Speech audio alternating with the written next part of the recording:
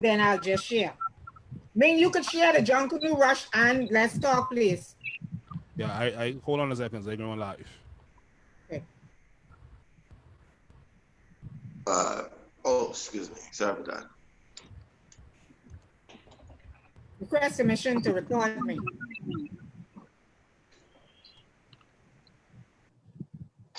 Hold on, Chammy. Hold on, Chammy. Okay. Let me know when you're ready. Countdown.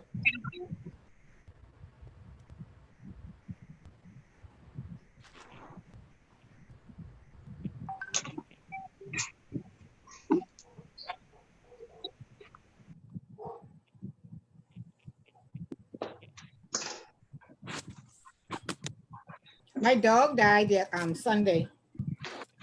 Oh. Yeah. My condolences. That had me. Yeah. Pit bull and German Shepherd mix. She was 5 years old. Big. She's a giant. I last year, pictures of that dog. Yeah, I have pictures. I think she had worms. We had it to the vet and everything, but Heartworm. Yeah. That breed, German Shepherd breed has heartworm. Yeah, and German Shepherds, boy, they got all kinds of things going on with them. Love good dogs, great dogs, but boy, all kinds of things. The hips is go, all kinds of things. Yeah. They have kidney issues too. yeah. Man, the last time I had throw some rat poison around, she almost gave me a heart attack. I had to take her to the vet. Oh, Ron here? Yeah, hey, Ron Reed. Okay. That's Dika Ron. Hey, Ron. Hey. Dika just asked me if you reach. I tell her, yeah. Yeah, tell her, yeah.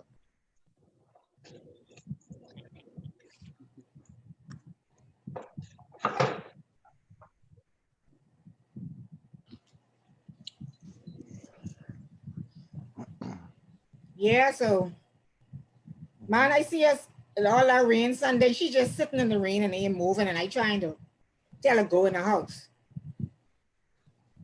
But she was sick for a couple of days, and then she'd come around when we started giving her the medication from the Human Society. She's doing fine. Then Sunday, she just like, think about it is, my brother, them, even he didn't tell me when she died, they take her before I even get a chance to see her. They was trying to beat the rain. So when I asked him where the dog, he just tell me come back from by the canal in the back there. I asked him doing what? So, you know. Good evening, all. Welcome to Junkanoo Rush. Today we're gonna be going live and speaking to the engine room. I guess the brass. How you doing tonight, guys? Good evening. This is V. Charmaine Roll, FIE's Junkanoo Rush. Feel it in your belly. We're here with my co-host, Mr. Junkanoo Paparazzi, and my producer, Mr. Ming Jason Ferguson. Tonight is all about brass. We're gonna let the persons introduce themselves quickly. Let's start with Mr. Brown. Go ahead. Hey, my name is Demetrio Brown, but everybody in the Junkanoo world knows me as Michi. From one family, I play the trumpet, but now I move on to the baritone, and part of the senior board of one family.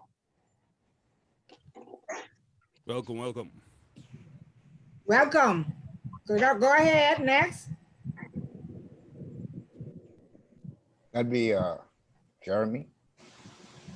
Jeremy, go ahead. God, go ahead, God. Good afternoon. My name is Gert Ford. Everybody know me as Jack. Currently, I play the trombone and member of the senior brass team of One Family. Okay, Ron. Introduce yourself, Ron. You have to unmute his mic. Unmute your mic, Ron. Unmute your mic. Go ahead. He got it. Yeah, good night. My name is Ron Adley, member of the world famous, world renowned Valley Boys. Of the who? You was a member of the who? The world go famous. Ahead. The world okay. renowned. All right. Just checking. Go ahead, Riley. Yeah. Go ahead, Riley. Yeah, my mic mute, man. Okay.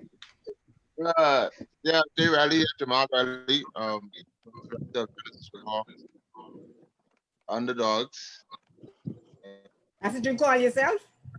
How can you be the underdogs if you just reach? I prefer you say All new right. kids on the block. That's right. New kids on the block, the underdog sound. Can't say underdogs. You know? On the block no more. We didn't get a music championship, so we can't be the new kids on the block no Big more. man. All right. We can talk about that later. Go ahead, Mr. Gene Joseph. Go ahead. Yeah, good night, folks. I'm Gene Joseph, member of Roots Bass since August 2001. Now one of the senior members in the leadership team, also the PR director of Roots Junkanoo Group. Okay. Mr. Vito, go ahead. Good night. My name is Vito Russell. Honestly, I don't know why I'm here for this brass, because I don't play brass whatsoever. Well, your name was given to represent your group. I don't know. So that's Raleigh is here to represent for the group. Okay. All right. All right. So, go ahead, Rashawn, then. Good night, Rashawn Cunningham, Folly Boys Brass, world famous Folly Boys Brass. Boy, y'all like this world famous boy. That ought to y'all mouth. But anyhow, folks. When you can sneak it at the top, we didn't. Jeremy, introduce yourself, Jeremy.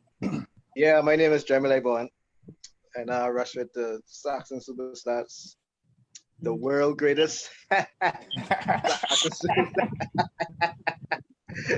All right. Okay. Folks, tonight's show is actually sponsored by the original open face mask. It's called My Bahamas, and me and my family. It's made by my cousin Talia and her husband Manny. You can see the mask. Here it is. And how the mask, it has a Velcro. Folks like y'all who like to drink, see that? Okay. Mm-hmm. And you can eat, drink, and everything, and close your mask back up.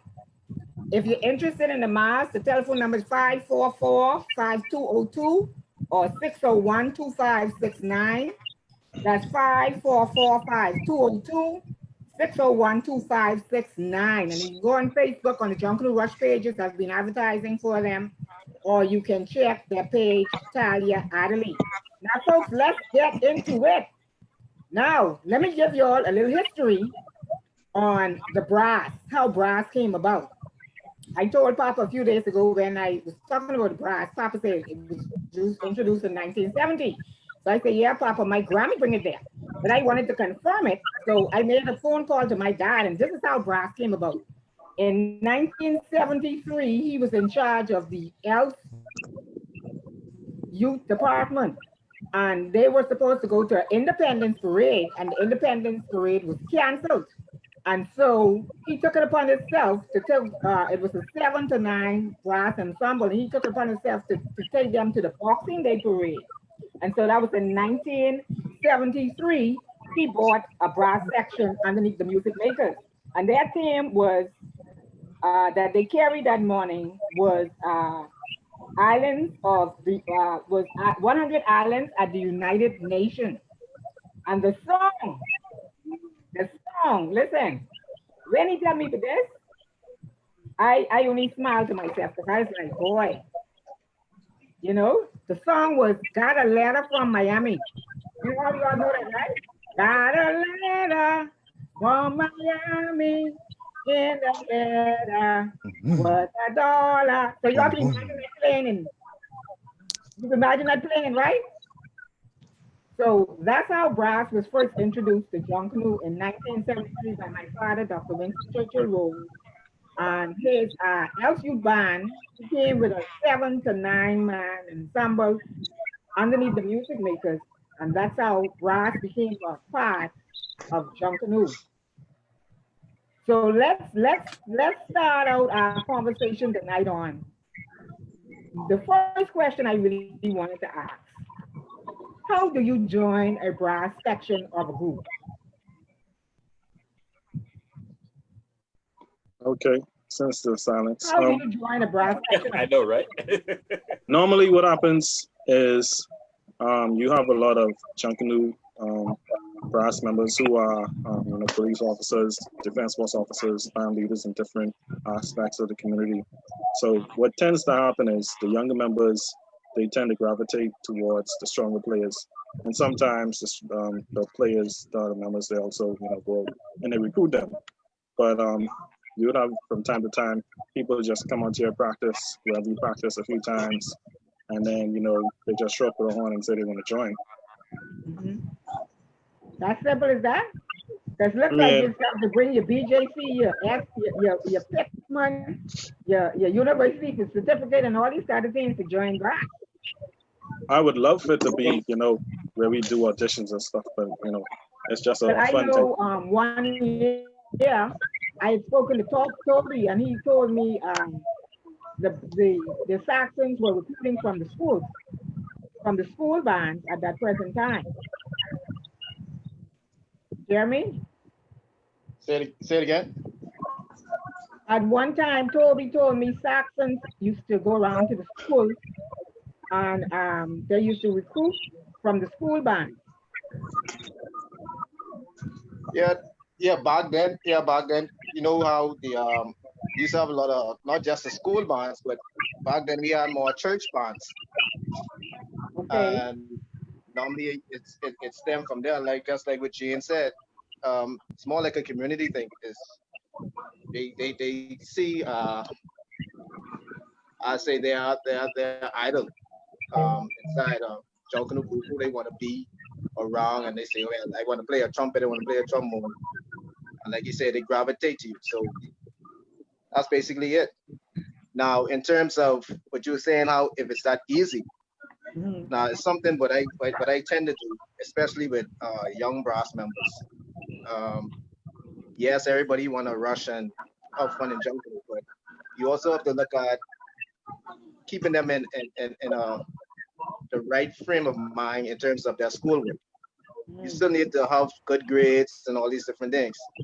For me, it'd be like, whereas I'd like to ask you for your GPA.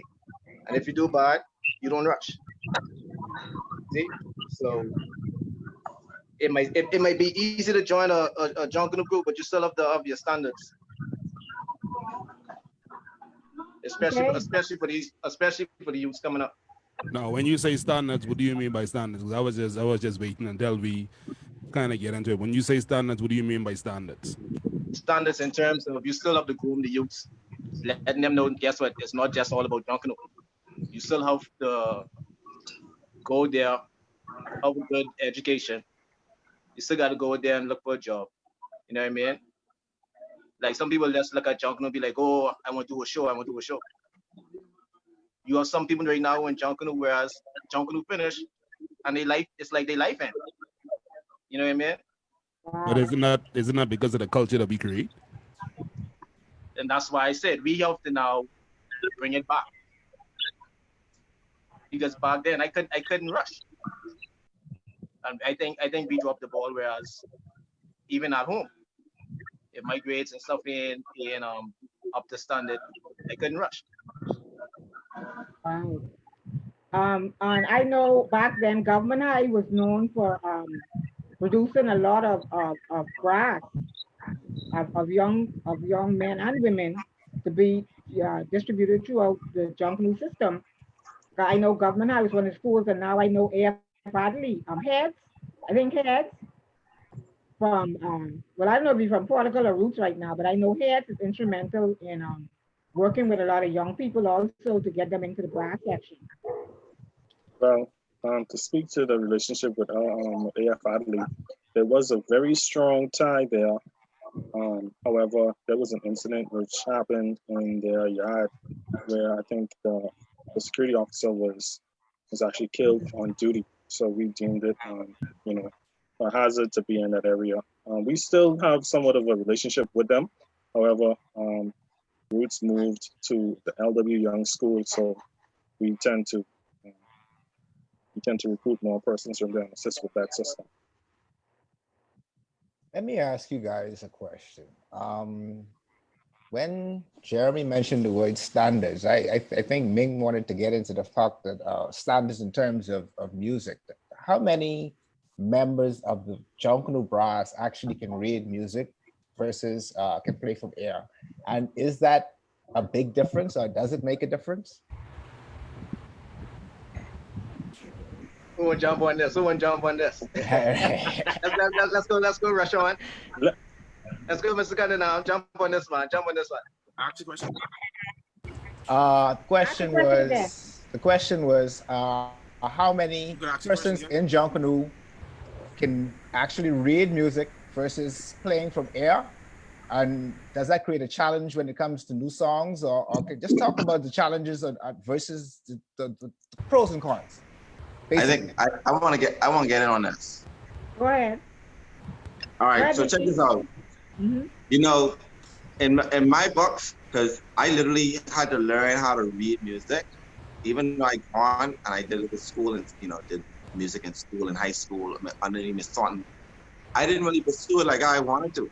Miss T taught me, and she's like, how come you didn't pursue it more and more and more? But life took a different turn. However, underneath this new what we are now, I just literally learned how to read music, and I learned how to read the bass clef when I do the treble clef, even though I used to play the trumpet. Now the thing is, when it comes to the young guys and the young ladies inside jumping, a lot of them are inside bands, so they literally they train them, they teach them how to play music. I mean, how to read music and what have you. No, you said it right. They train them how to play music. Go on. Right.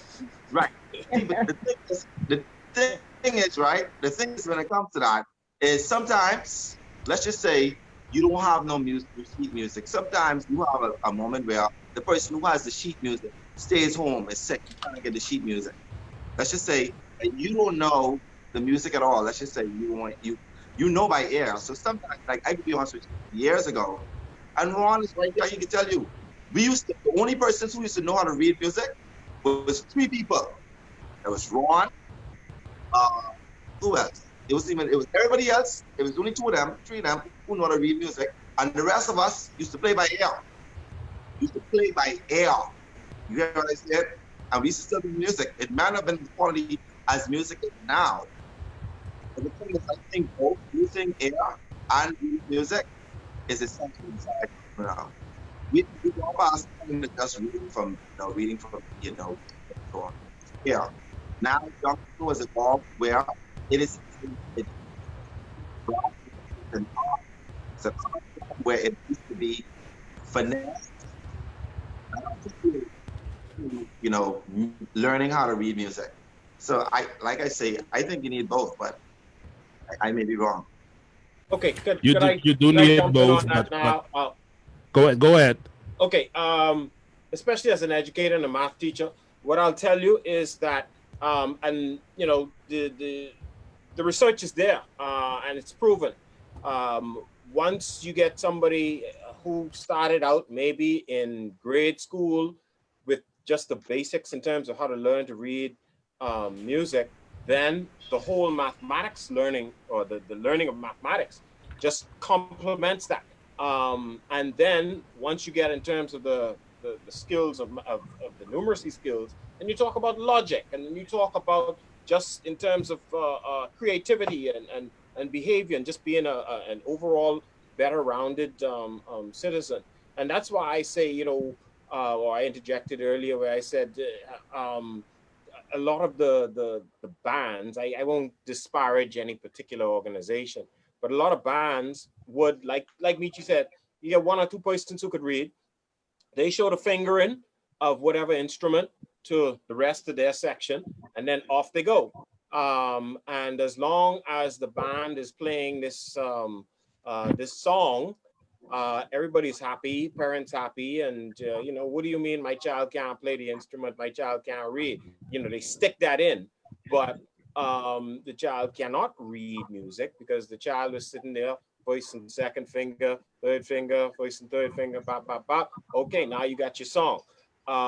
And what I think has happened in Junkanoo, I've literally seen it over the years where because the best music prize seems to now be shifting from the percussion.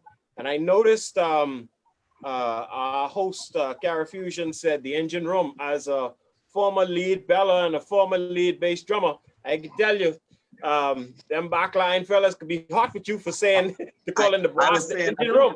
They could be hot with you. They can be hot all they want, big man.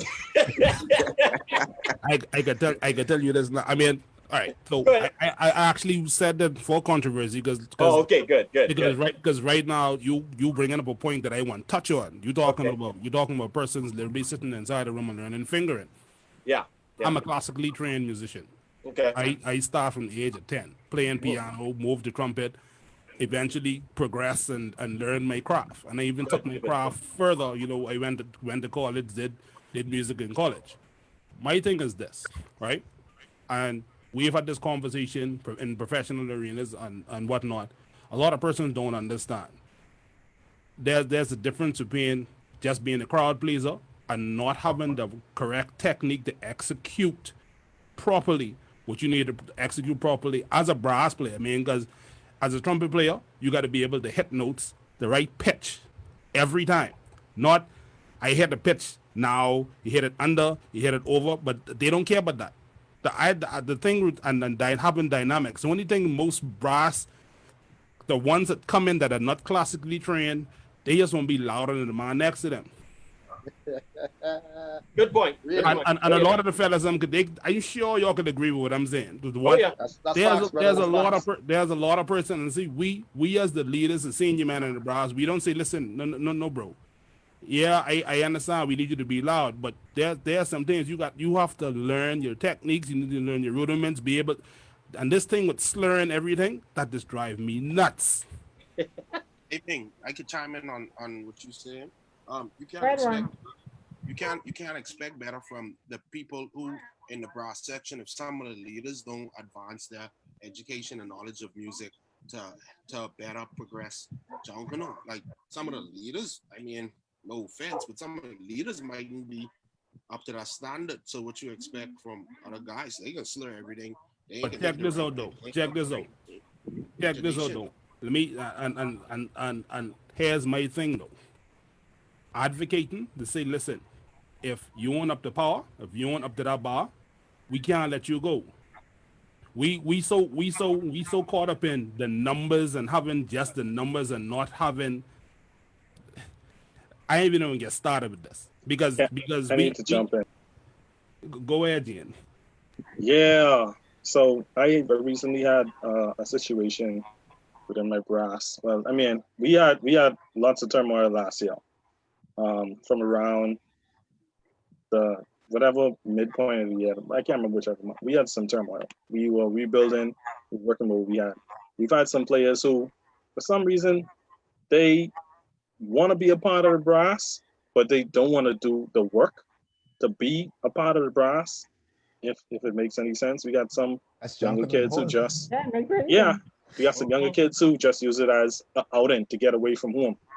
So we had a trumpet player, and I can't explain how. I mean, you try to work with some people one-on-one, but it's like no progress. So you give an ultimatum. If you don't get up to par, you can't rush. But it's a tricky situation sometimes when you have people whose parents are more senior members of a group, and then you issue an ultimatum to their child. Listen, Joe ain't making no sense. You won't say anything like this, but listen, we had practice today. We sent him some music. I sent you some exercises for Joe to practice also. Could you make sure that he practices what he is supposed to, please? Because we've been on a song for a couple of weeks now, and we can't move on because he isn't really quite getting it. So even though we ready to go on, I mean, we can't leave him behind. And then, I mean, it's rough sometimes. It's rough because not everybody takes music as serious as the next person. Right. You have the persons who have the passion for it, and then you have the persons who just doing it for the sake of doing it. But do we allow? Okay, there's for the last couple of weeks, there's been the talks of what do we need to do to keep our culture going and keep and progress and make our culture better.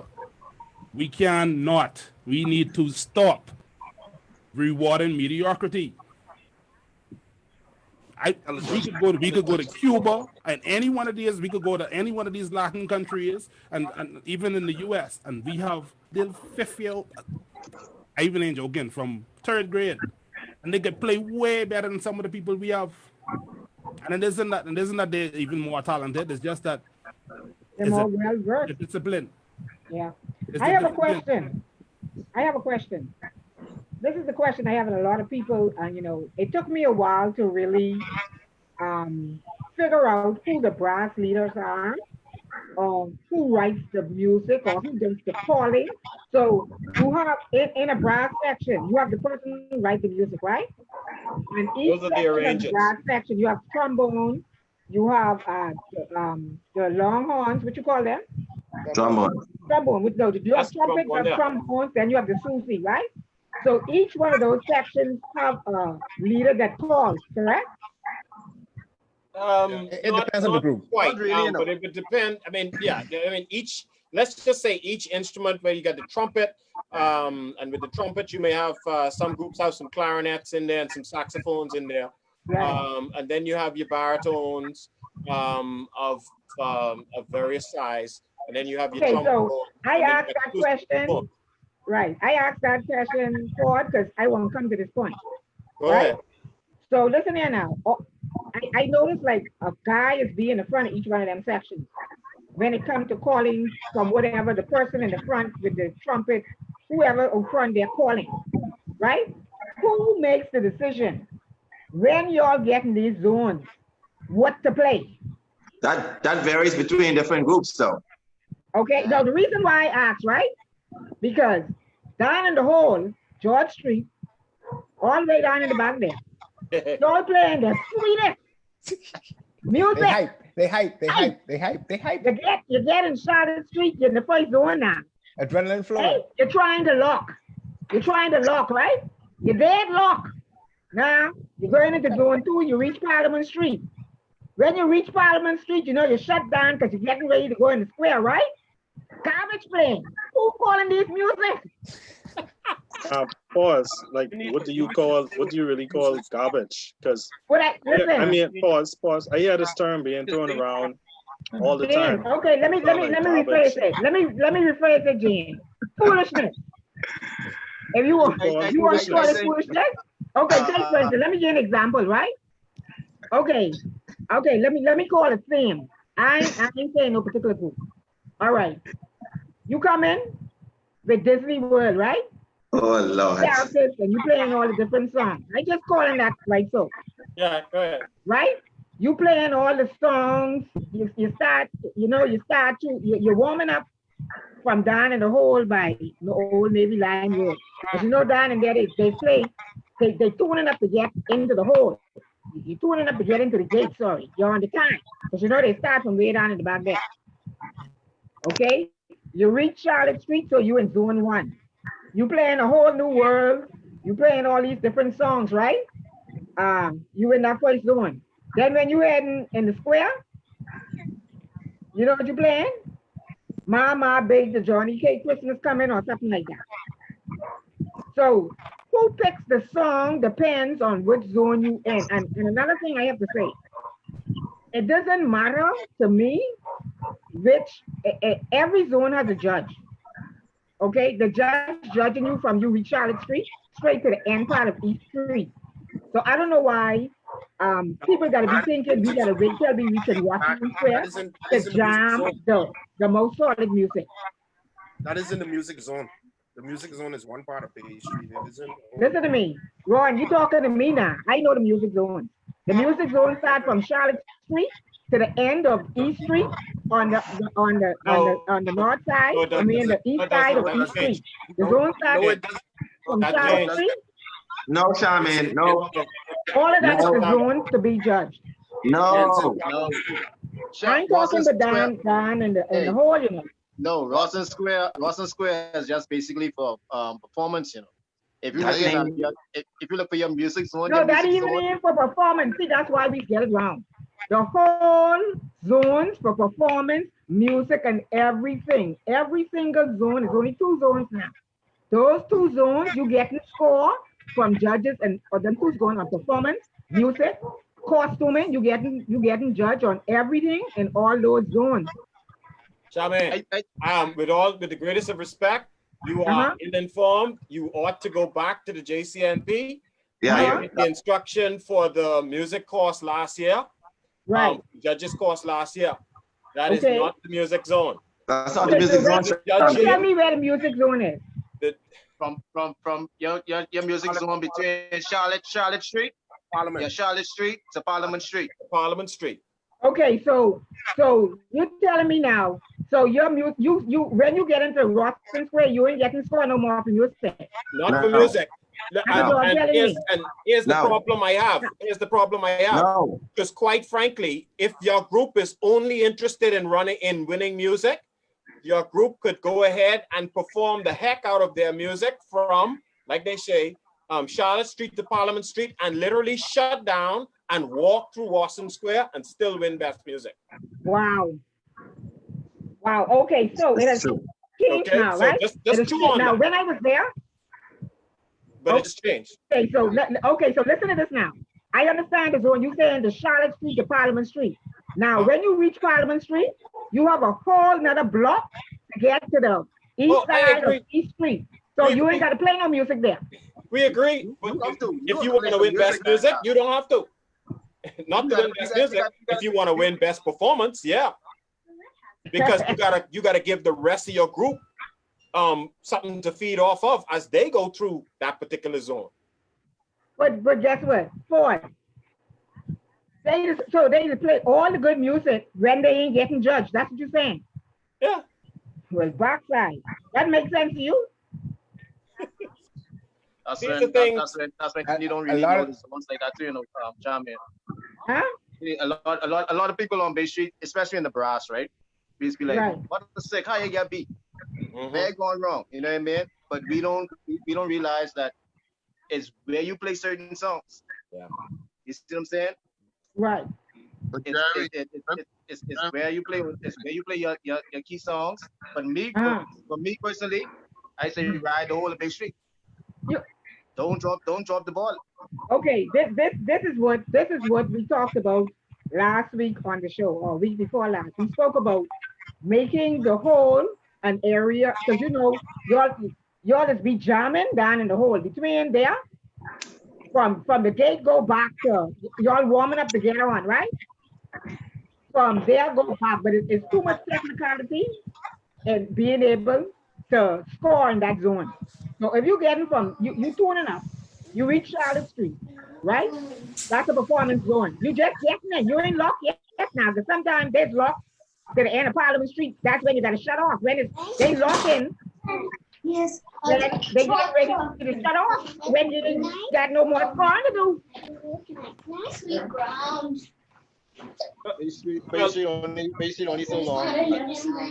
Yeah. I say in the gate, when you see, but basically in the gate is building your morale, boosting the morale for your group.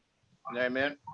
Now if you want to kill yourself within the gate as a group, that on you. That on you. But see somebody commenting saying everybody running to buy ticket for Washington Square. And even in the performance, there ain't no music thing. They have sweet music. And you can even get a portrait. Yeah. Now that's serious. That's serious. So how y'all feel with new changes that were made for just Charlotte Street to right Parliament Street? I mean, how y'all feel about those changes? Change to what? How do you guys now, because it's now official that you're getting score from Charlotte Street most of the time, and guess what? Charlotte Street, you got right there by Johnville, everybody's breakdown right there. Me personally, I say just over it. Many years I passed through. I walking past, going to trying to get to the gate, and one half of the group playing one thing, and the next half playing a different thing.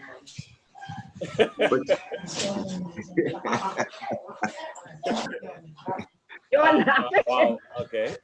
I mean, what I think it is, I think it just boiled down to knowing your rules and just knowing your zones. So So we know when what you see, and that's it. And that's another thing we need to talk about because we know what the hotspots is. two We know how to win. brass leaders sit down and explain the rules, the zones, and everything to their brass players. Yeah. Well, I will say that remember the this whole thing with the brass music judging zone is a new thing. Right. It used to be where you would start. I think the gate was Frederick, and you had to go all the way um, to East Street, and you could see costume Right. judges, dance judges, or slash performance judges, music judges at any point along the way. And Right. I think what may have happened because I will tell you I've been around the judges course now for about not teaching, but I've been around the judges course, coming to perform and so forth when I was a bella, when I was a drummer, etc. For about 10, 15 years. And it shocks me now how small the crowd gets. It used to be where there were a lot of people, and not necessarily sometimes you don't even see But this. God, I've been in charge of the judging system for 10 to 12 years. I don't remember ever seeing you. Yeah, I used to be there. You used to be right there sitting there. Yeah. Remember when Darren Bastian did the Oh, yes, Oh, performance, yeah. Oh, performance. yeah. Now that you Oh, say it, yeah. performance. Uh-huh. Yeah, Okay. performance. But So, see, so like I said, I mean, I remember that theater at the Grosvenor Close Nursing School right, being full of yeah, persons. yeah, Full of yeah. persons. Okay. But let me tell you how I used to recruit people to be judges. When Junkanoo over January 1st, January 2nd, I recruit me. So anybody that I come in contact with, I select them, say, listen, do some justice and show your patriotism to your country and come be a judge. And so I used to encounter all different people from all walks of life. And I used to tell them, listen, I can contact you around September to let you know the time. So when I start from January, by the time I reach September, I have like 150 people just waiting for me to call them. Yeah. I think what So probably I used to happened too is start locating from there. yeah, Say it our again? society, our society, we have a very strange society where the winner of the parade, of course, has absolutely no problem with the judging and the judges, but everybody else can talk about the judges get bought, the judges this, the judges that, and people only come into this world with their name, and they don't really. I mean, I don't know much people who are interested in having their names sullied the way the Bahamians like to do. So that's probably what has caused for the whittling down of these judges, and which has probably caused now because there's only so many judges you could rely on to come and judge the parade. You therefore then can't spread them too thin because now you're gonna have some who judge in A, some who judge in B, and then you got to send some on Shirley, right? So you got that as well. All right, I need to cut in there a second. All right, so Right. gents, how many of you have had professional training in terms of learning your instrument, going off to college, learning your instrument, arranging, whatnot? How many of you have had that training? Me. Just Why Sean? you being shy, man? Me. I had the training. Oh, So, John. so You let just me graduated, eh? let me ask a question. So in terms of being, I look at it like this. There are two types of persons that deal with the brass. You have arrangers and then you have writers. Writers are persons to me. And it's just my personal opinion, and you could quote me on this. You have some person that they write what they hear, or what they think they hear, and then arrangers are persons that take a song and they literally rearrange it and add what they think should be added to it. I mean, I guess put their own mark on it per se, right? Now, you can hear the clear difference when someone arranges a song when someone just tries to write a song. Because a lot of persons cannot hear melodies. I mean, harmonies or correct harmonies. They cannot hear chords or correct chords. So a lot of times when some of us hear the music, it's like, wow, like, can they not hear that they're playing the wrong chords to the melody or whatnot? what I'm getting at is this: we're so caught up in like when I mentioned the engine room that earlier. We're so caught up on just hearing crowd pleasers. They don't care if the song is written incorrectly or not. But at the same time, you don't know who is watching you. There are so many persons that watches that because we present this to the world. Many persons, even if someone record that on their cell phone, they put that out. We are sending this and exporting that to the world. So a lot of times, we have, and this is why I asked the question about, accepting mediocrity. Because if you push your unit, listen, we're gonna arrange for the unit, but we're gonna arrange it and push you. It ain't writing at a lower standard. We gotta write at a higher standard. Listen, if you can't match the standard, you can't be a part of the unit because now we're pushing this to the world. And let's just say some multi-millionaire and billionaire say, listen, I want that group to come perform to my party. You send that now to a party. These persons may be used to listening to orchestra. These are professional instrumentalists. When are we gonna start taking every aspect of our craft serious enough that we're gonna say, listen, we're not gonna no longer accept you. If you want to be a part of the brass, you need to get some level of formal training, some level of theory, some level of understanding of what you're doing, and stop accepting. Oh, you want to be a part of the brass? Cool. We just keep adding to the numbers, keep adding to the numbers. Okay, well, Dwight Dawson is saying music mediocrity will continue as long as it's rewarded with a music prize. Exactly. Point blank. Period. Hey, That's I'd what like, he's saying. I could say something. Go ahead. I understand what Ming's saying, but what I found found it out as being a leader for over like 15 years is that it's still a hobby for people. People ain't getting paid for this. People ain't getting That's right. there's no incentive. This like legit Yeah. just a way of Passion. expression. Fun. But Me and you, but can I finish? continue. I just want to finish. Go ahead, continue. Because I want you to understand. I agree with you with the level of professionalism that we have to go to, but when you're a professional, you get rewarded, compensated for being a professional. There's no incentive of trying to be a professional. It's based back on slavery time. They used to do this as a enjoyment thing.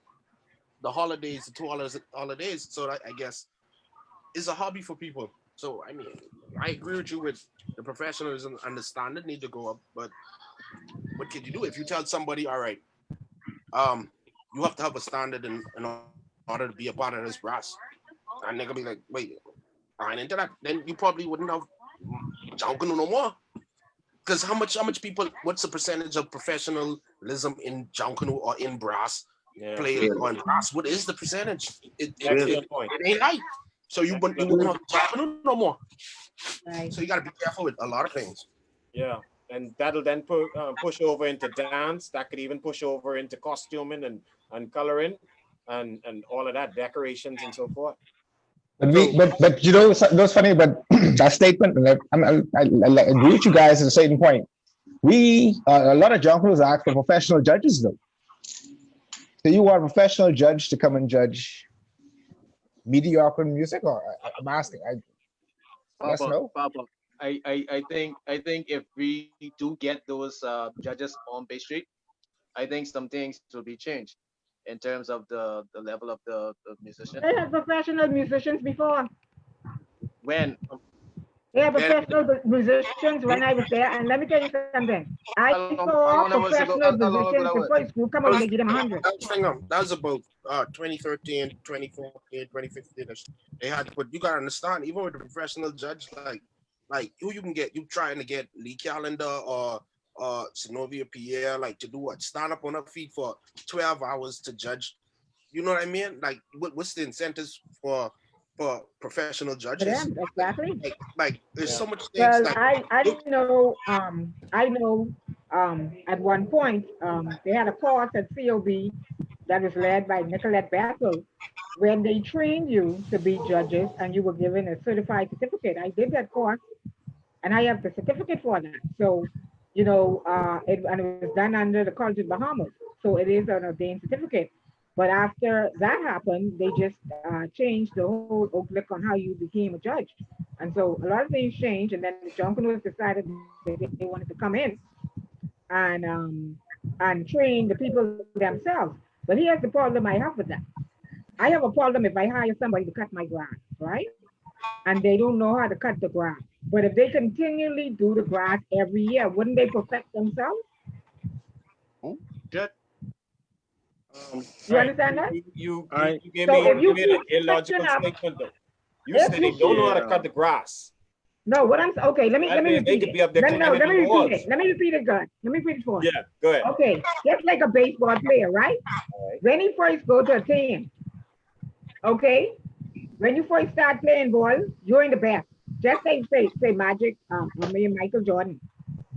Okay, he had to learn to be the GOAT. So that's a gradual thing that you have to learn to practice, and you get better at it as you continually begin to do it. Go ahead, Jen. Okay. So let me say this is a conversation I had recently. To what you're saying, the logic seems kind of roundabout. If I'm going to a professional team, they're not going to pick me because, oh, I want to cut the grass and I don't know how to cut the grass. If I'm going to go work for Caribbean Landscape, they're gonna put me through a training program before I go into the field because they have clients who pay them major dollars, so they cannot risk any any type of mishaps on their jobs. The same thing with the brass. I was having a conversation in our brass chat the other day. Someone said, "Oh, this is the off season. All the arrangers and all the writers, y'all need to be on your job. Make sure y'all play all the hit songs and this and that." And my response to them was, "Okay, cool. When's the last time you picked up your horn? When did you last play your notes? When did you last practice reading your rhythms? When did you last get any type of practicing on your horn?"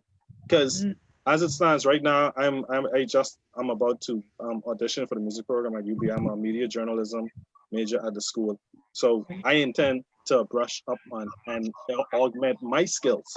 But if I write a symphony and you can't take it off the paper, what good is that to me? I could go there and I could teach everybody their part by ear, but what good is it to me to expend all that energy and write a masterpiece when it really can't even be taken off the paper? So the ideas that I have in my mind that I want to express, they're still not going to come out the way that I wanted to. So we're still back to dumbing it down for the simpler musicians and for Joe Public. Because Joe Public don't know about none of these things. I think, Jane, you're still missing my point. What I'm saying is this. The soon you teach me how to cut the grass, right? And soon as you teach me how, I start to learn how to cut the grass, you tell me you ain't want me no more, so you got to start over again with a new set of people to learn how to cut the grass again. And as soon as they learn to start to cut the grass, you get rid of them, so you got to get another set of people to learn to cut the grass again. Let me ask them a question, Charmaine. Speaking of cutting the grass and moving around and moving people around, how do you guys feel about I mean, I just said it was a hobby, but then how do you feel when so many people move from one group to the next? How do you deal with that as a brass leader? I know some of you have transitioned from group to group before. I mean, how is that? I just want to know. I call people like that Junkanoo prostitute. Well, then they're not. No, I'm just saying that's my analogy. They're not. Especially if that's who and more than 6 4. How much groups we have, and they done been in every group every year. There's nothing wrong with that. Ain't nothing, There's nothing wrong with that. In the professional brilliance person go from T and D. That's experience. I want to ask another question. Look at all the professionals when it comes to sports. Yeah, some of them used to go when they feel comfortable, and sometimes your time is up someplace, sometimes it ain't. So you can't necessarily say, that's my opinion. Everybody have an opinion. If your home, if the home that you lived in start to feel uncomfortable and you know you can't change that, what you gonna do? You gonna stay in the house, or you gonna try to buy a new home and say, you know what? Let me start afresh. Let me get something new.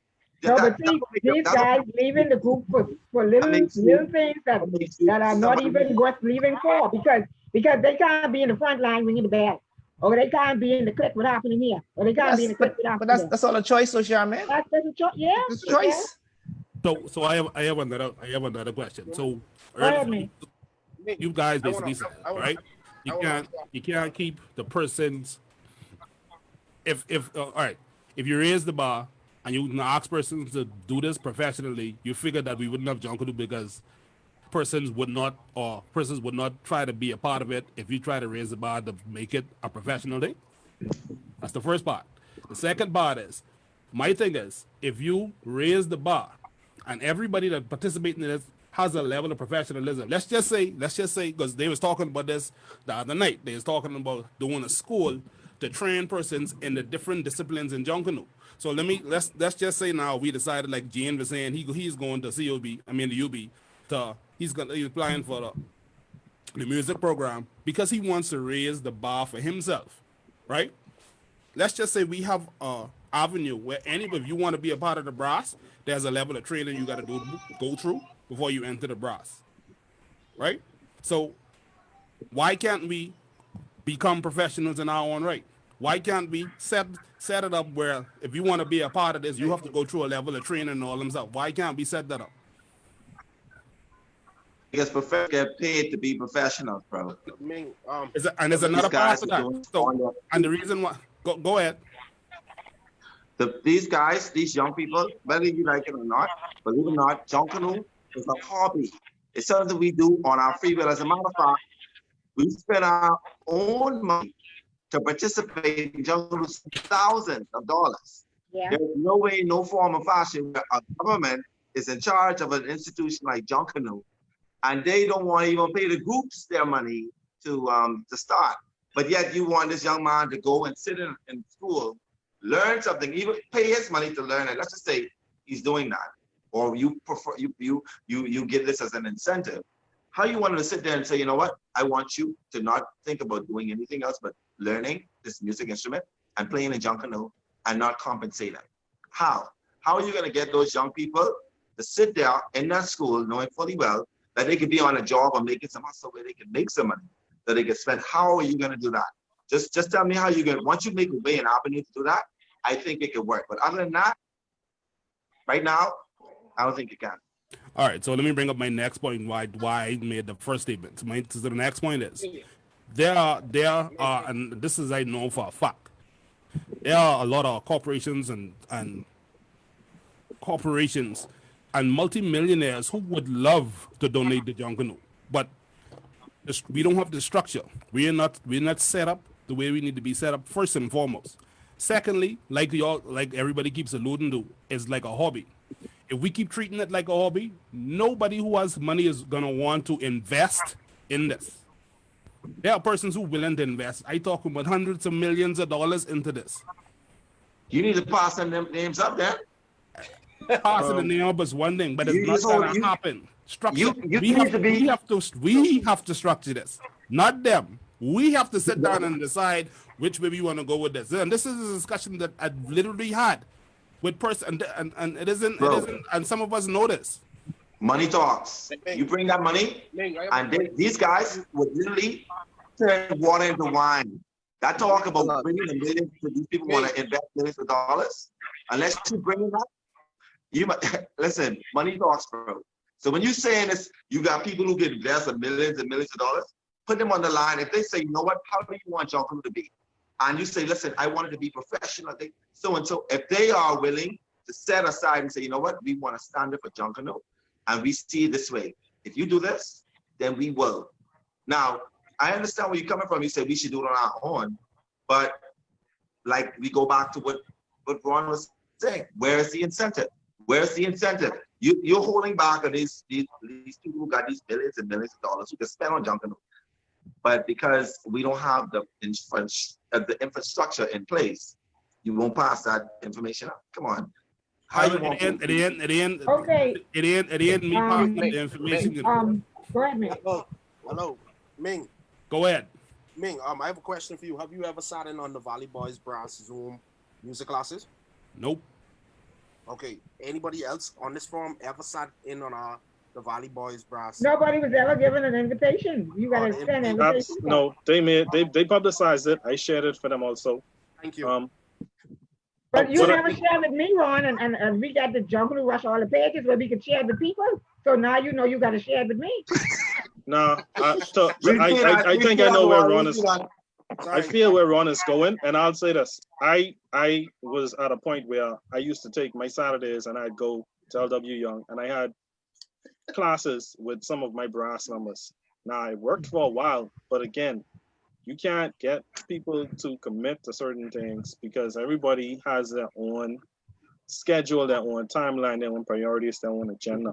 So even when you're pouring out all of your knowledge into someone else, they still have to want to receive that knowledge. Mhm. And I mean, sometimes, as he says, it's just a hobby. However, we all have to get out of this. It's a hobby thing. Like I've been pulling hairs out of my head for the longest.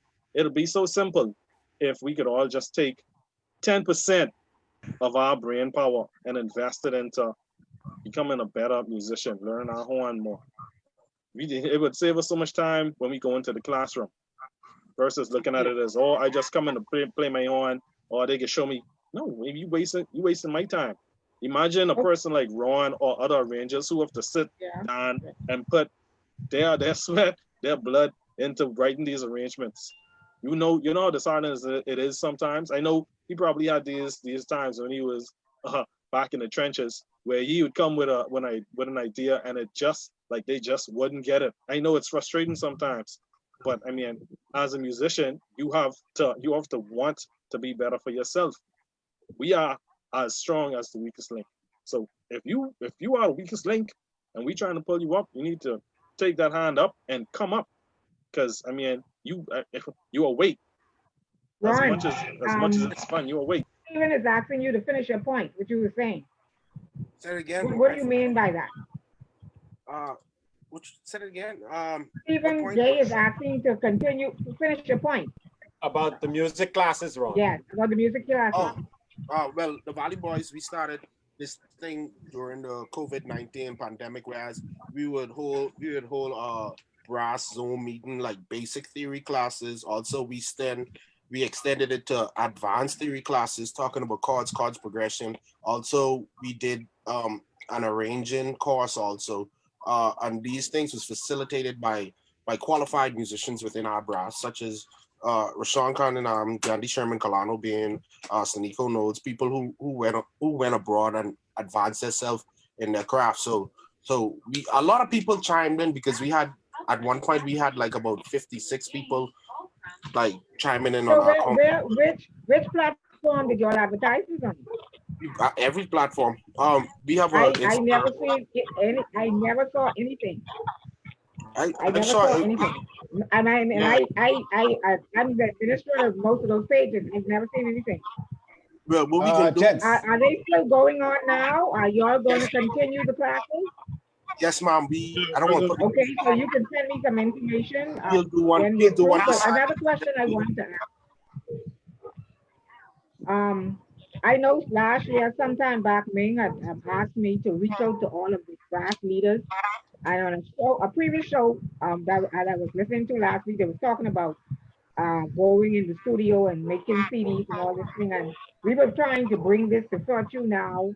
Ming was fooling with this for 3-4 years, trying to get all the different brass inside the studio for free to produce CDs. I think one family came on board, and I think Wally Boy came on board. But we couldn't get these other persons to come on board for that Kingdom Come for free to come and make revenue for themselves. How y'all think now, y'all as brass leaders, could make this happen for y'all to make some revenue for yourself? I know how well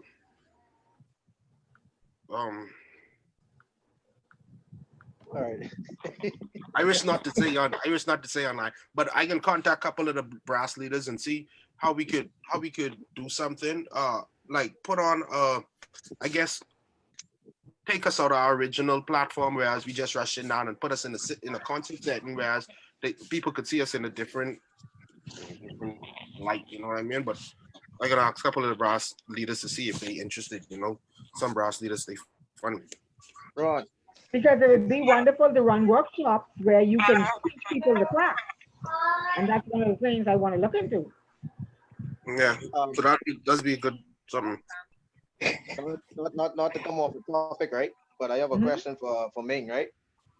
I know Alright. Ming said they have some people out there who ready to invest millions into this thing called Junkanoo. Now, I want to know if it's Junkanoo on a whole, or we talking about invest into the music prize itself. I think Junkanoo on the whole. Okay, so if it's Junkanoo on the whole, um, have these individuals actually sit down to the round table in terms of the leaders of each group? Have they sit down to the round table and discuss a way forward and to get these people on board rather than looking at it as okay, what's in it with me rather than the people of the Junkanoo groups. You understand that? Go ahead, Ming. Ming, you there? Um,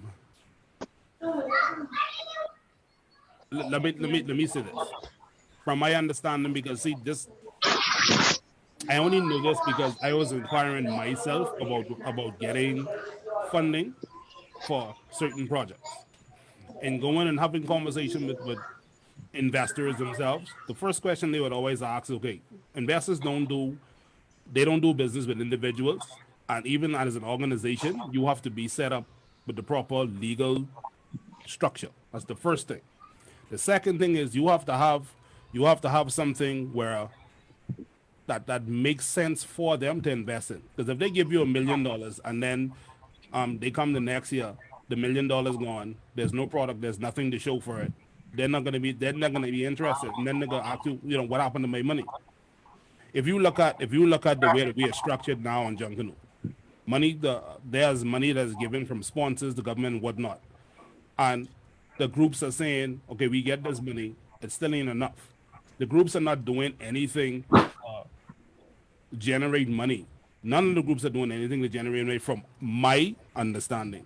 I mean, and then if you can correct me if I'm wrong, right? Most of the money is going into, they say, into production or whatnot. But help me understand. Is there something that I don't know about that the groups are doing to generate funds to help themselves out? I don't know. To be honest with you, I don't know if these other guys them could speak to it, but in reference to the revenues of Junkanos, I saw Angelique, um, the Commandos did some where they're trying to sell the costumes, right? The Bahamian Fest, that other Right, festival. the Beeman Fest. Now, to me personally, I felt that should have been advertised even more and on a higher standard, even in terms of inside getting these hotels, putting the platform in the hotels, try to get like tour buses and stuff, so bring the tourists them to the actual place to sell these costumes. It's like it could have gone way, way, way more further than that. And I think it is a good revenue for us to for Junkanooers to actually get their monies back. But Jeremy, And that's then that, that it is a good, it's a great thing. But the problem is, it's only one festival. We need to create more things like That's what I'm that saying. for people. Yeah, and as time goes on, the festival will grow. I remember the International Food Festival. That didn't start off like that. It used to be Didn't very they small crowds. What happened to the house they had by the cruise ship? I guess where they used to put the junk in the costume. I forget what it's called. What is it Junkanoo called? Museum? Festival place. Museum. Museum. Festival place. What happened to that? Festival place, yeah. Festival That- place is That's what actually it's where called they're gonna now. be doing the new spot, the new museum. Used The to new be the museum. Western South. The new museum going there, yeah. What's happening with that? We using that as as a revenue? We don't know the No, details it's of currently a that as yet. parking lot. We don't know the Okay. details of that as yet. Oh, Gents, let me ask you all a real quick question. This is something I pulled up from a long time ago. Let's see. A particular musician, I don't really want to call his name. He said that he woke up in the morning with this thought in his head. Can you imagine Junkanoo on Bay Street without brass? Your thoughts? no, I can't imagine it. You can imagine yourself without a smartphone right now. I can live without one, yeah. Okay, things change. The world changing. Advancement always happen. change is inevitable. No, that's just it. Brass is the icing on the cake. I don't think so. Everybody have their preference. No, I'm just saying, I don't, brass is good, but Junkanoo is Junkanoo without brass. Yeah. It's Junkanoo. But then brass could play by themselves, right? Yeah. Agreed. You see? Okay. And they wouldn't be Junkanoo, they could just be a marching band. Right. And I think people need to understand, people need to really appreciate, you know, you go into these primary school playgrounds and you get some kids, they put some rocks inside a Coke soda can, and one grab on 5-gallon paint can and start drumming, the next one shaking the can. And, you know, they get a nice little rhythm going, and that sounds sweet. But now, like you say, you come to a real Junkanoo group that get a real percussion section, and then you throw the brass on top of that, it just adds that, like you say, the icing on the cake. It completes the picture. Okay? I think I agree with Ron and Mr. Ford on that. I think with just the backline be like a little boring. You know, people could dance. They could dance. You know, but that is where we started from. The basics. That's the past. But this time with age, like you want to get people, you know, singing the music and stuff like that, get more involved. You know. And I need to go back, Charmaine. You know, when I did the Junkanoo course, something that a lot of people don't realize is, you know, we have been told a lie that says that Junkanoo started out with goatskin drums and cowbell. Junkanoo started out with a lot more. Okay. Well, if you watch the episode that we had on history, about 2 weeks ago, Arlene was on and she spoke about the history of it. You need to go and watch that. Okay. She tells you the whole story. Well, I helped her research that. So, you know, there were horns and so forth that our ancestors, slave ancestors, they were able to make horns and whistles. Right, from the cow, the bell around the cow neck. And you know, that was simply because of the fact that some other implements, you know, the shakers that were some of their natural instruments, or I should say preferred, I could say they're natural instruments from West Africa. All right, a lot of these instruments that were involved, it was a much more eclectic mix of instruments than just a goatskin drum and a cowbell. Okay, I have a question for you guys. I know from being on Bay Street from the media end, you know, and coming from the administrative end and going into the media end, sometimes through the groups, when I'm taping or recording or, you know, and doing some live feeds, when I come behind the last Susie line, I can't hear nothing what y'all playing up there. It's just whatever is in the back there. Y'all take that. You understand that? God, you laughing? You cannot hear nothing what the brass is playing when you pass, where the Susie is and you know the bell is there. You can't hear nothing the brass playing. Well, that has to do with the fact that a horn is an instrument that has a bell that points in a particular direction. And so I understand that and the sound tries to come that way. But honestly, the percussion section, understand the percussion section has a very dense sound. And there's a very dense sound wave in that percussion section. And if the brass is just playing by themselves without that percussion, you could hear the brass quite plainly and quite loudly standing behind them. But because of the fact that the goatskin drums, the cowbells, now we got these kunkalakas, black horn blowers, conch shell, all of that busyness happening behind there at such a volume, okay, you ain't gonna hear no brass. Nothing. You don't hear. If I need to hear a song that y'all playing, I tell you no lie. I have to walk way back to the front. But Charmaine, I'll tell you, and I remember when I first joined One Family as a bella, and I recall there was a time when the brass, and it used to be kind of funny because we'd be rushing, and then all of a sudden you just hear this song, and it's because the brass would turn around and maybe for about 3 or 4 bars play towards the back line. and that would kind of hype the brass line up a little bit, and then brass turned back around. I guess they figured they did their job and whatnot, and then continue on. I don't think the brass could hear like if not the brass, if the back line could hear like when the brass turn around and play songs towards. Not anymore. They Not can't get anymore. nothing about But it. but But back then, if you have problems with your brass, I mean, like you can't hear your brass over your back line, then the brass got to do some kind of working out, some chord working out or something. I think it's just practice that caused everybody to come and sing. Yeah. I think that's from practicing. Y'all practice. That's why y'all have so much practice. Because I can tell y'all that back line can't hear nothing y'all playing up on there. They just moving whatever happening in the back there. They grooving with that and everything just coming together and thinking. Well, you know, some people got these mega brass and things, so you know, something that's a little different, you know. So, What's mega brass? What you talking about, Riley? Riley, explain that now. Explain that. First off, Proportions. What? Let me share a positive. I've been inside the back line. I used to be dumb. Right. How you be able to hear any brass in the middle of a cowbell on a bass drum? That's what I'm trying to say. You don't hear nothing. So obviously it has to be some kind of syncopation that from your practicing. The rhythm, your feet. Notice now, our bodies thrive on music. Junkanoo is a spirit that travels from one person to the next. Right. Okay, so that's I have something to say. That has all of us moving on one level. You can't hear nothing about that. That's a spirit. Hey, Shaman, Junkanoo don't rush backwards, you know. Listen, man, listen.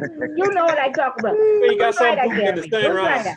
But see, I'm just saying from what I have experienced from taping, from coming in there to hear the different sounds, and I just come right up on you because sometimes I record the inside of the drum and I record the trombone and the trumpet and all them things. On them, you gotta back off a little piece. You need them proper recordings, you know. You can't. So, I know, but sometimes I come up, but I go down. I bend down. I bend down to the ground, so I don't be right in their faces, and I can hear it better. So I bend down. Cause some of them horn and things be off dead back. Junkanoo so dynamic. You can't really capture Junkanoo on the phone on that matter. No, you can. But I noticed like the sound is better when you further away from it. When you come up on it too closely, you can't really hear the sound properly. Well, that's engineering there. That's engineering. Yeah, that's engineering. Yeah, you have to know where to place your microphone to get a good recording. Yeah, that's major key. Gentlemen, we're talking about like what do you think the future of Junkanoo is? I mean, the future. I mean, you say we evolved from no brass to brass. I mean, so where you see to be in the next 5, 10, 15 years? Some movements. I think the standard of brass. I think the standard of brass can rise in the next 5 years because more and more brass members venturing out and getting college degrees and getting exposure and experience. So I think for brass will be much better in the next 5 years. That's my opinion. Yeah, because as a lot of persons start going off to college and getting the exposure, they start seeing, hearing, learning new things, and they bring it back. Over the last decade, when we first started Rushing the Roots in the early years, we had one thing going on, that started the same marching band principle. Because when we started, that was the LW Young Government High thing. When we had the 70 piece brass on Bay Street, and then more and more persons went off to school and came back, and they started bringing the techniques that they learned as things evolve, as sounds evolve, as techniques evolve, and they started coming back. They started bringing their own sounds, techniques, and as things progressed, they adopted some of those things, right? What I see happening, because like I said, I've been doing some studying and doing some research. I've been doing research as to how we could. Everybody is always talking. Why is it that Junkanoo Junkanoo and Junkanooers cannot make money. In order for it to be done, everybody got to be on the same accord. And that ain't gonna happen in the foreseeable future until persons everybody's decide we could do this together. That's the main thing. We gotta decide we could do this together. So if a person decide that this is gonna be the new norm, we have to figure out how we gonna move forward. Is only until I'm sure within the last 3-4 years that Junkanoo groups even got in corporations. Everybody was just operating willy nilly. You understand? And the government literally said, if y'all want to get your seed money, y'all got to show us X, Y, and Z. Y'all got to get your TIN numbers and all them different stuff. And they were forced to start doing business properly. And even to this day, I mean, there was just no accountability. There was no. It was just a free for all. Some people never even see their group members until they hit Bay Street. I think the person right now, what you're trying to push is like apples and oranges.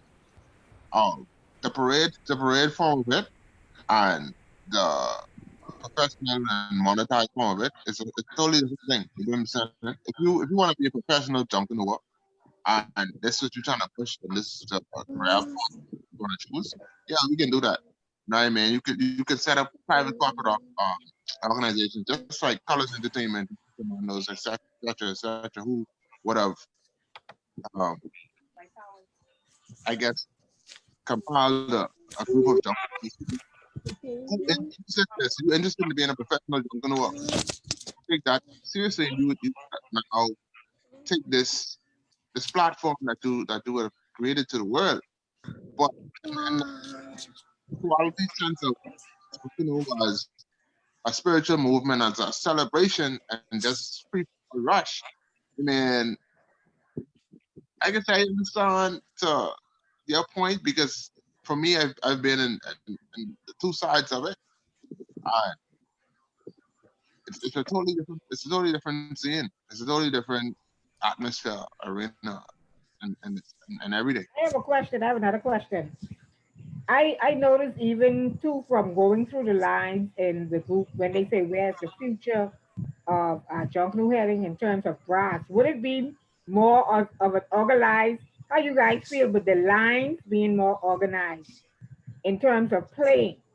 Because I know Junkanoo is not something that everybody can move the same, but how you guys feel about the organization of the lines?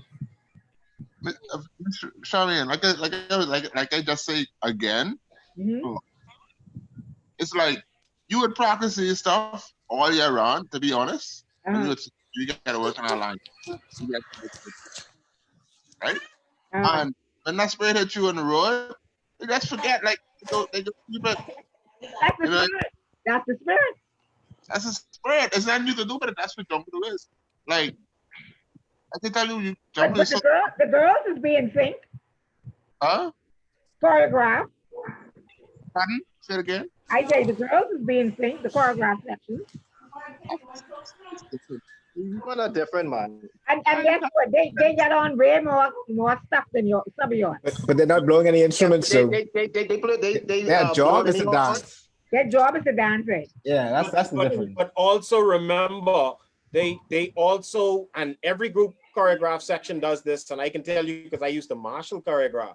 There's a section in between where they actually come out of their routine and they have their little free for all where some do their little juking, some doing they jumping up and down, some doing the whining. They in the spirit, like you say. All right. Session. And then when they're ready, whoever in front, just like how the brass have somebody in front calling the songs in. Right, they do their thing and they go back in line. So that's why I'm saying, could brass be like that? I disagree that I disagree that there's no way to do it. People like Ron, who just came back from school, been in a marching band for I think his whole 4 years there. Other people who've been in marching bands, that's the entire the premise of being in a marching band. You march in a straight line and then you go into your formations. So everything all boils down to discipline and the amount of discipline that you're willing to have in your operation. We could do it. It's as simple as practicing. Perfect practice makes perfect. It's Martin Bond Junkanoo. That's the question. That's two different things, boss. Thing. Left, right, left, right. This is Don't make something excuses, right? I'm reading a comment by Dwight Dorset. Dwight says the future should be a more synchronized music section, especially for recording, because that's how jungle is going to be most immediately exported and taken seriously internationally. The recordings that we have now ain't cutting it. Y'all understand that? Okay, let's talk about the recordings that we have now. The recordings that we have now, they are not. Let me start off by saying this. I give all the respect to Mighty Pencil for doing what he's been doing for years. However, microphone placement and the type of microphones that you have and the distance between instrument that's moving a lot of wind and the membrane of a microphone is a very serious thing. Yep. And if you have people who don't know how to hold a microphone, I mean, really and truly, the microphone shouldn't be moving that much know-how. But if you have a boom pole, you should know where to place the microphone in relation to a horn to get the best sound. But you just pick somebody or one of the persons you got around the yard. Come, you gonna go hold this microphone for this recording. What you really expect? It's in a live environment. It's moving. It like you were saying earlier. All the instruments are moving. So the person who's holding the boom pole has to be able to be cognizant of their relation to the person that they playing that they are recording and who is playing. And if that doesn't happen, then you have what happens. And on top of that, you have some surprise appearances. The brass should always be on top of its game. But sometimes we get those last minute calls. Hey, Pencil coming to record your one mistake. Then we scramble to put it together. So unless it's something where we have a long timeline to put it together, you can expect for those type of things to happen. So. Okay, I have something to say on that, right? In terms of the recording aspect of it, if we all, and I think all groups is complaining about it with the recording with Pencil. What would be the next step? Should we go back to how Roots did their recording in the studio? Me being off when it's great. Would it be whereas we pay a percentage to the studio and then all CDs go towards the Junkanoo and the Junkanoo group makes the money off the CDs? But I mean, with recording in a studio, you can lose your authenticity of the moment. You know what I mean? Like being here. You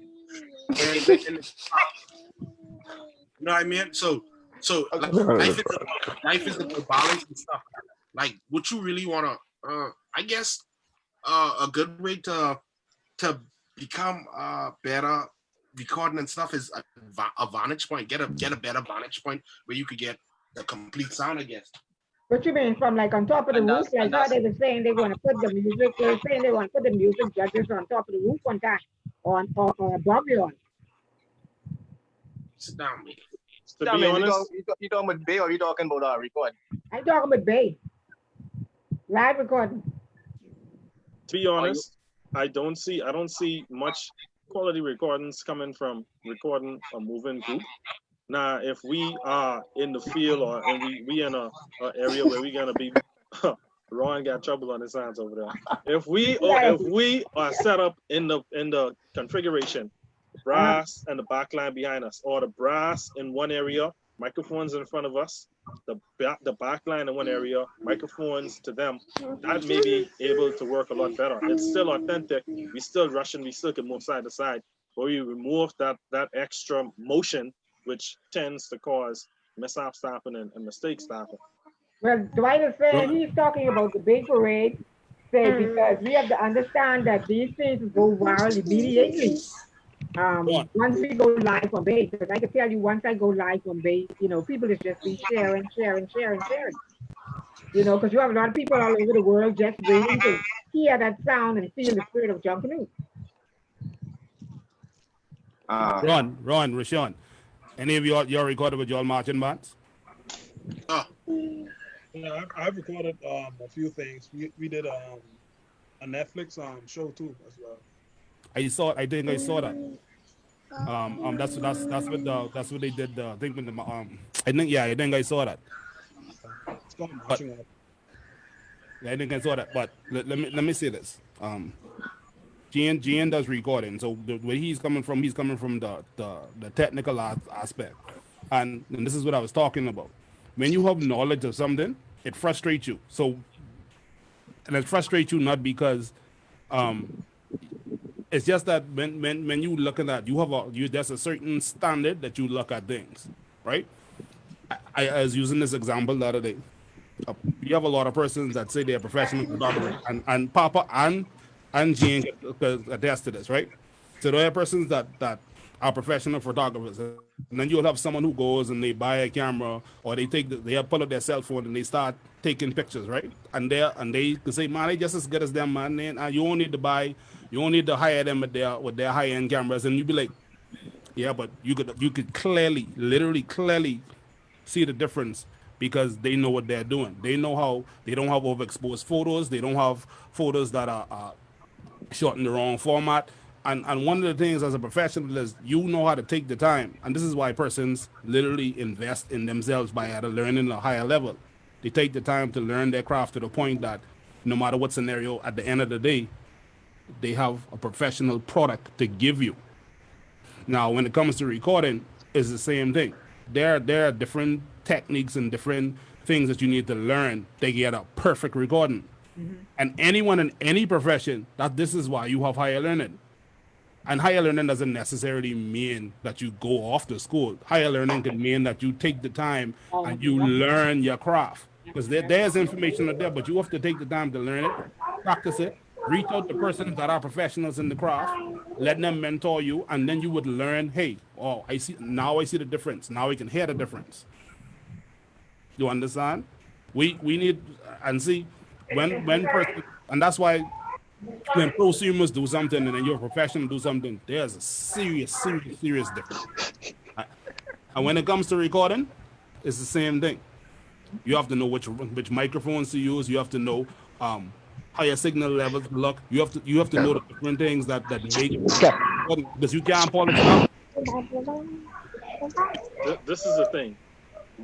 A lot of people have been used to accepting what has been given to them without a comparison to what it should be for so long that the lesser product has become the norm.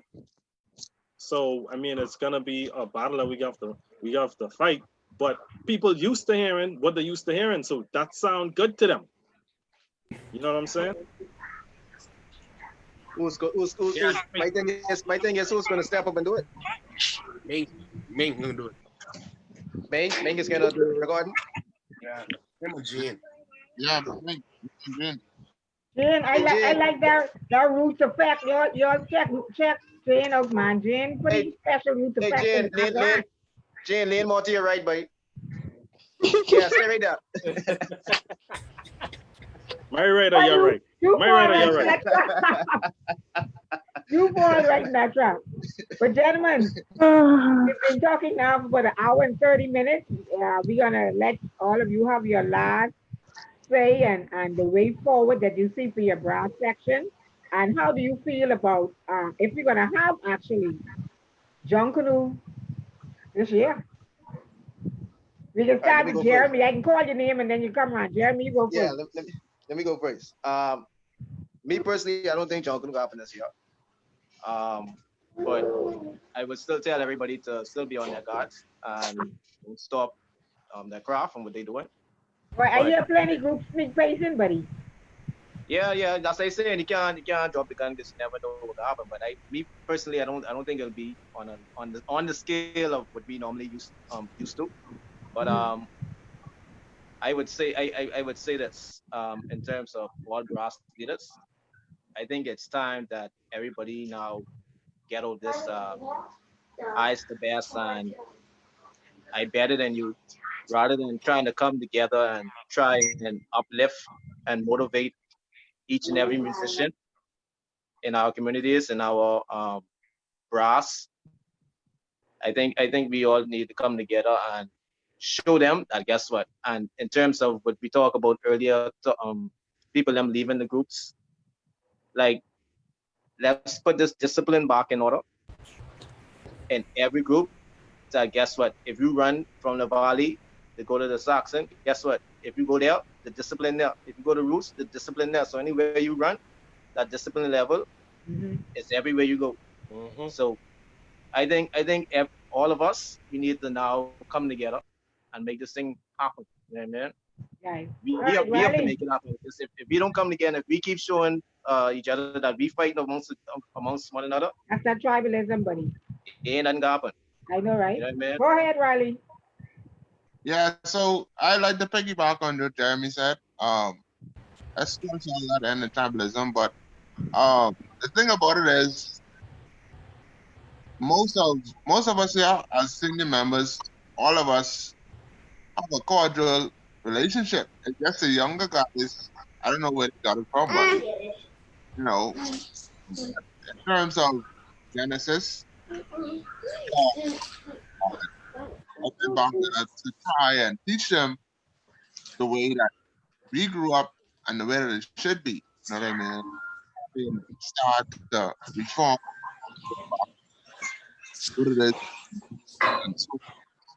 But I guess it's two sides of the spectrum. You know, we gotta have that fun, and you gotta get discipline, and you gotta have the brotherhood, and also it has to be beneficial to you within your life. You know what I mean? So we're starting a feeder program to try to get kids up to school and further their education in terms of music, so forth, or whatever it is that they want to do.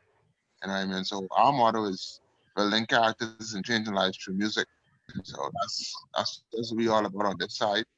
I just encourage all you guys. I respect all you in this chat to the most high. You know what I mean? Like I said, all of us cover that we respect each other and who come up in our era.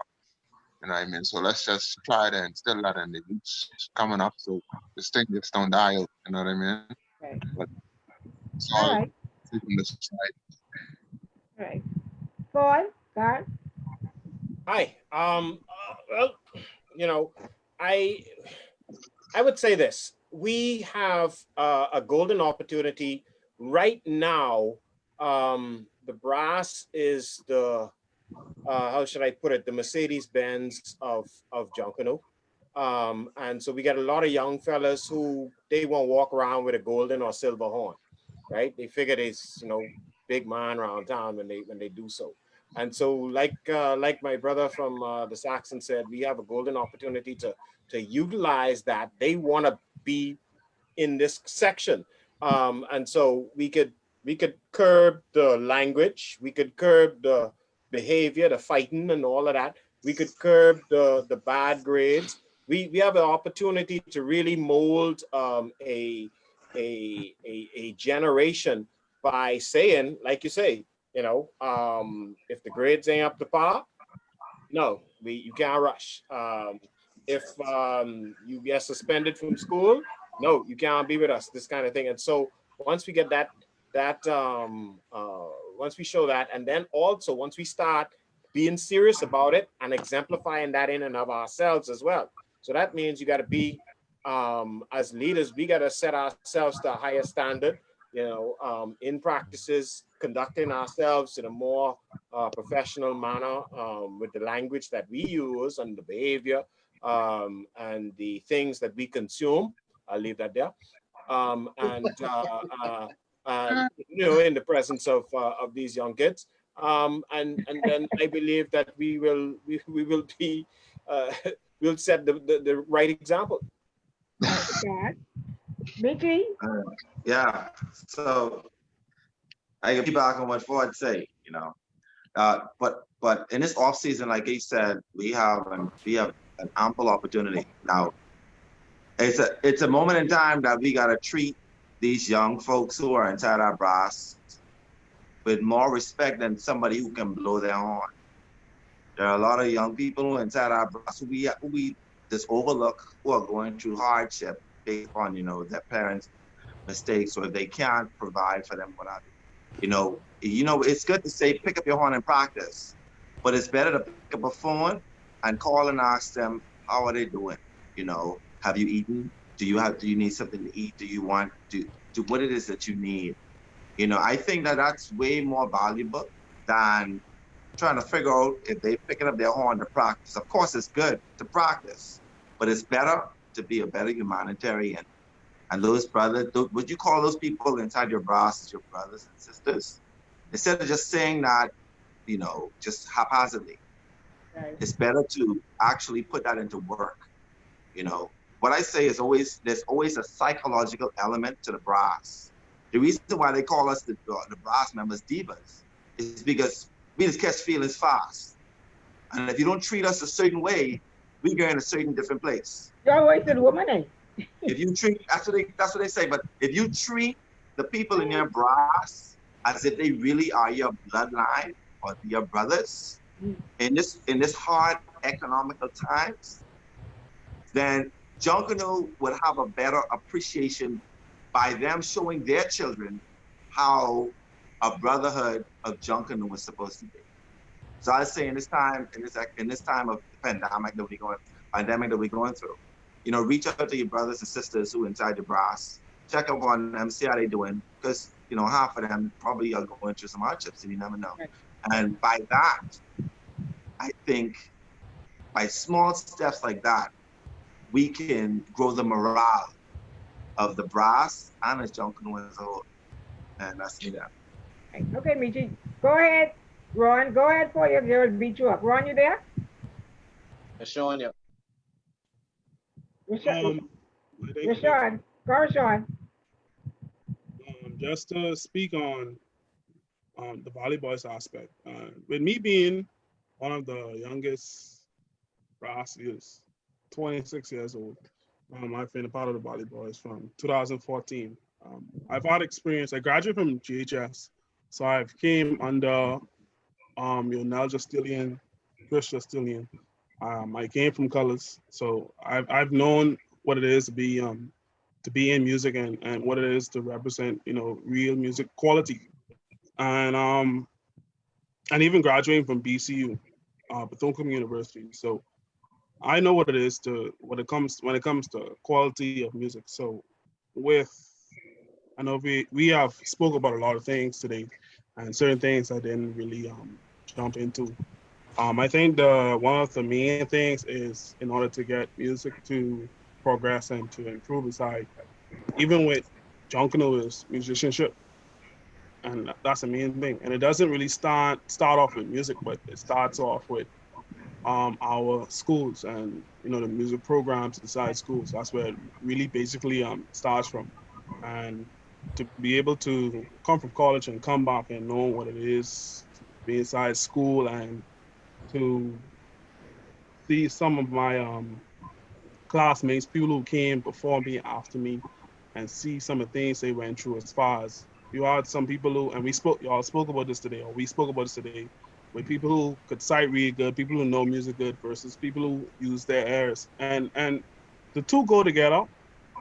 The two of them go together, and you have some people who are really good at, if I play something for someone, they'll be able to pick it up right then and then, versus someone, if you play something for them, they won't be able to get it. But if they look at the paper, they get it quick like that. So there's a lot of things we got to work on. And the program, and notice I said program, the program that the Volley Boys, shout out for the brass group, has going on. We don't really, I won't say we deny people, because when you deny people, you discourage them, and then that may cause them to not want to pick up an instrument again, and then that causes like a lot of things. Yeah. So we basically take them and we show them, and we try to groom them based on our program. So before you come into our program, we show you, okay, this is the requirement to get in our program. And before you leave this program, or before you leave this class, we want to show you this where you should be. This is a standard that you should be at before you leave this program. And I guess that once, and I think Ming spoke about it, structure. Once you have structure in place inside your brass, and this is what we are based on. Once you have structure placed inside your brass, then none should go wrong. Musicianship, you have people who come in as a weak musician, and as time as they leave in this whole Junkanoo I don't want to say Junkanoo level, but as time as they leave, being in the program after all the years, they should have some kind of knowledge and they should be improving in such a way. So, and that's what we're about.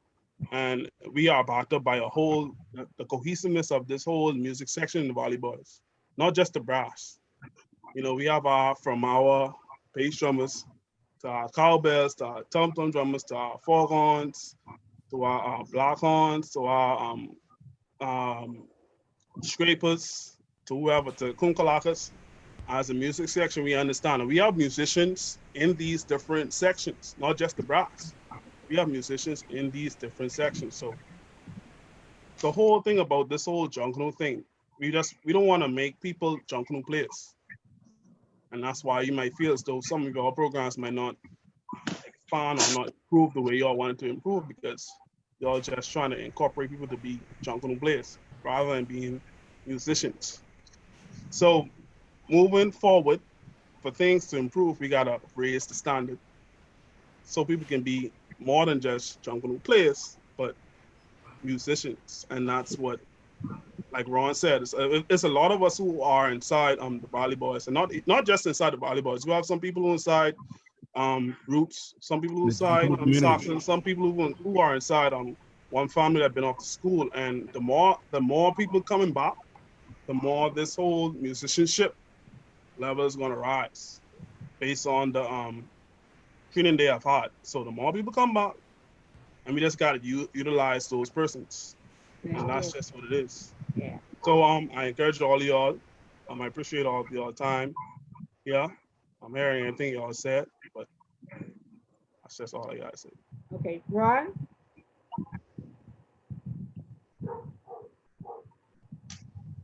Yeah, like my brass.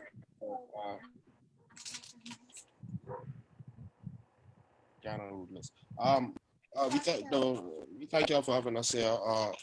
For me, I seen the progression and the enhancement of brass music over the years.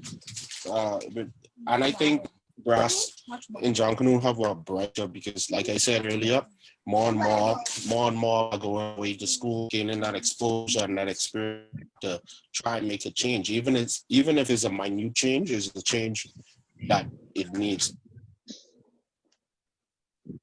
On something, that's a change, So I think Junkanoo progress in the future, even though, so I just thank y'all for having me here. Right. Thank you. Okay. Jane? Turn on your mic, Jane. My apologies, I forgot. But I like the points that the guys made earlier. To Michi, I would say that, yeah, this is the time that we all have to be our brother's keepers. As some of you may know, some may not know, Roots during this time has been definitely our brother's keepers, as well as our family in Freeport and our extended home, LW Young. We've made lots of donations to our own members and the guys in Freeport and to L.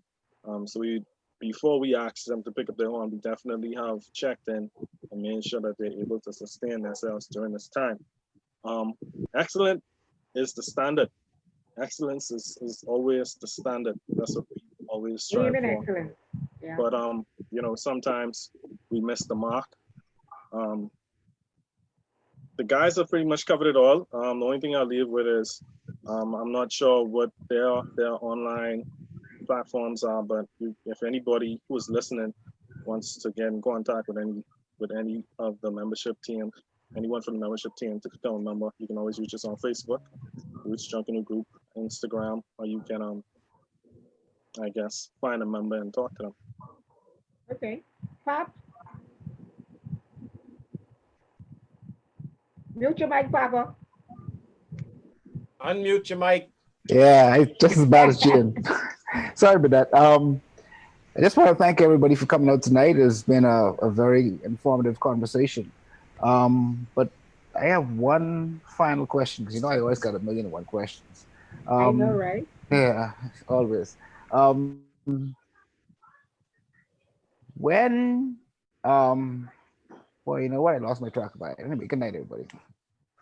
All right, Ming. Yeah. I'd like to say, you know, it's been a pleasure speaking with you guys. Some of you I know personally, some I don't. But you know, what we shared here is golden. I mean, at the end of the day, we all, I guess we all can agree that the standard is what we need to continue to raise and continue to keep for those who are already doing it. Um, the way forward for Junkanoo, for me, is continuing to educate the ones that are younger than us, and bring them up to where we are. Because in this Junkanoo culture, we have to take the time out, one by one, to pass on. That's the only way it'll happen. We gotta pass on what we learn, and pass on the standards that we are setting, and keep increasing them to move forward. You know, I know Rashawn, from he started with colors, went off to school, came back, and it's like, you know, you can see the difference that he is making in his area. Gene, the same thing. You could see the difference, because they are now sharing what they learned, sharing what the experiences that they've brought to their organizations. So, you know, we got to take the time and do it. That's the only way. Ming, I went to Yo. Jack because it's something I didn't mention. Sorry about that. Listen, if you guys don't know, One Family has been doing the same thing under the guise of Corey Cartwright and, you know, Trico Johnson. Right. They have been taking their own Saturdays and teaching, you know, people in our brass how to read. So we didn't give him credit. We actually representing Trico Johnson from the South, and me for and Corey Cartwright, because they can't make it there actually in their jobs. But for the credibility of One Family, we're actually doing the exact same thing. As a matter of fact, this was a trailblazing thing that they've been doing for quite some time. You know, it isn't something that's new to Junkanoo or Saxons abroad or the Valley Boys abroad. But One Family's been doing this for quite some time.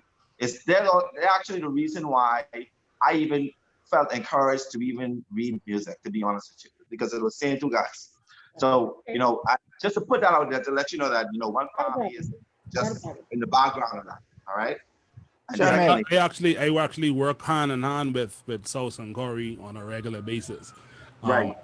My whole passion is literally to put us on the world stage, to have our music. The music is the fastest thing that we could export globally. For me, we could literally export that globally. We could put that out and have that could reach the corners of the world the fastest. And we have engines and mediums to do that. But if we're gonna do that, it has to be quality. They're saying something we just started doing. Remember now, persons like Dr. Off and all them, they were producing Junkanoo music from their time.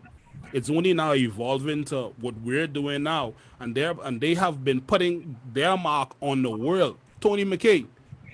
Yep. They have been doing it on the world stage from their time. It's only now that I'm trying to do it in what we're used to and we're experiencing now. Remember Baha Man? They went platinum in Japan. Right. Yeah. So this it isn't like this is something new we're trying to do. It's just that we're just trying to fill that space now with what we're used to and what it has evolved to now. And the only way that can happen is, I said it earlier, we all have to come together. I'm not doing this for Ming. I'm doing this for the Bahamas. When Marshalls goes on the stage anywhere in the world, he does that for Trinidad. When Beanie Man and Bonnie did their thing on the weekend, they did that for who? They wasn't just doing it for their self. When you put a product out there, you put a product out there on behalf of you and your country. We need to get past this Isa roots, Isa's family, Isa Saxons. Use a Bahamian. So if you do Junkanoo, that's you cook. Everybody have the same ingredients, but we all come up with different results. But even though we coming up with different results, we still doing it as Bahamians. Let's put it out there as Bahamians. Let's help push this whole thing. And that's why I think Junkanoo has been stagnant and where it was for so long, because we so busy trying to compete with each other on Bay Street. You forget all these persons who think about all the tourists and stuff that come in that want to be a part of it. And we say to them, man, you can't be a part of our group, man. You cost us loose. voices and that could be, and I made the point about having millionaires and stuff. Them same people you all be looking at sideways could be a multi-millionaire pushing slippers and in a sundress. But attitude is the first thing. They come to you and they say, man, look, can you tell them more on the side? You'll be like, wait the hell with you. Okay, Lee, you said it. I got my thought, Sherman. I just want this last thing. After listening to the conversation tonight, it seems like so many of you guys were either trained or influenced by either Chris or Yanel Justilian. How many of you guys were part of that program at some point or another? Yeah. But really and truthfully, almost everybody. Yeah, everybody Justilian. No. It's just like Judson Ineas. A lot of us were part of the Well, gentlemen's maybe club. indirectly, not directly. No, but what I'm saying is the network, when you check the network or the family tree, you'd be like, as a matter of fact, I didn't even know this one was a part of this network or this one. Like for instance, Chris trained me, and then I go train someone else, and that person trains someone else, and then you passing on, you're literally passing on that training. Yeah. And like you say, indirectly, but it's still a part of that family tree. Right. You said you get Elizabeth on too. See? Okay. Yeah, But may I glad you mentioned Judson Ineas because he is family. He has to call my granddaddy uncle. So I'm glad you mentioned Judson, God rest his soul. But yeah, me and Jean was a part of the gentleman's club. Right, yeah. I'd like to thank everybody that took the time out of their schedule to tune in and voice their opinions. And we had like a training workshop session here tonight on brass and, you know, the way forward to it. And I'd like to encourage all of our viewers out there to stay safe. You know, I wanted to just admonish you to wear your mask. I will put the mask on again. Okay, it's okay. And guys, y'all gotta get this, man. Check it out. You could open it up, eat and drink and do what you want to do with it. These masks are produced by my cousin. Her name is Talia and Manny Adley. Many of you know Manny from the sports world. And it's called My Bahamas. And you can call them at 544-5202, 601-2569. All of you guys, I want you to be safe. Keep your social distancing. Because guess what? We ain't gonna blow no whistle soon for you all to be spitting on one another, even with them trumpets.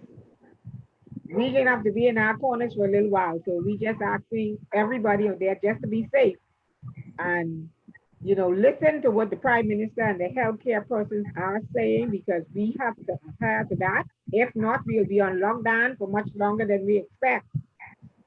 So this is the closest we're going to get to Junkanoo here. And, you know, again, I'd just like to thank the gentlemen for taking time out of your busy schedule to come on and have a conversation with us. So like we say at FIE's Junkanoo Rush, feel it in your belly. Good night, guys. Good night. Thank you so much. Good night. Right.